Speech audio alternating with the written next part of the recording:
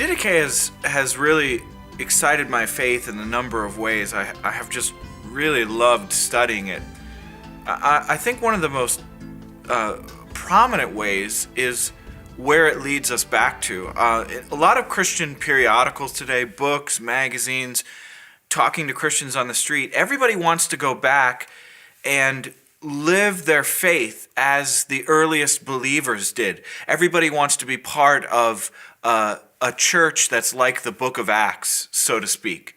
And we all know that over the last 2,000 years that things have changed a lot, but how do we get back to that point? How do we get back to the faith of the book of Acts, the way the early church lived?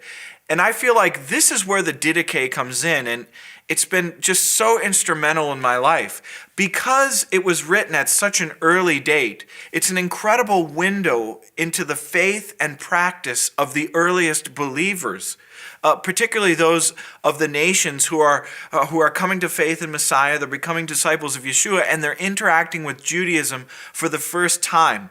It's as close as we get to seeing what the daily practice of the believers was like in the book of Acts.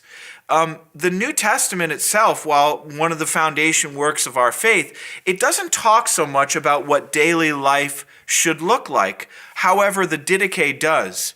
For me as a Gentile, it's been very, very helpful because it shows us what Torah practice for the nations should look like. There's been a lot of confusion in Messianic Judaism today as to how should Gentiles interact with the Torah. What does that look like? And I feel like the Didache helps clear this up for us. It helps paint a clear path of what this should look like. Acts 15, of course, lays out these 4 prohibitions that Gentiles are to follow, prohibitions against sexual immorality, from food sacrificed to idols, from blood, from things strangled. Gentiles are not obligated to the Torah in the same manner as Jews. But the Didache kind of picks up from here and points us forward, because obviously the Torah does play an important role, but what instructions do we need going forward? And the Didache really, it's as if it is further instructions from the apostles on these issues. For me, the Didache, reading it, studying it, it's been revolutionary. I find it really an authentic voice and something that really rings with truth.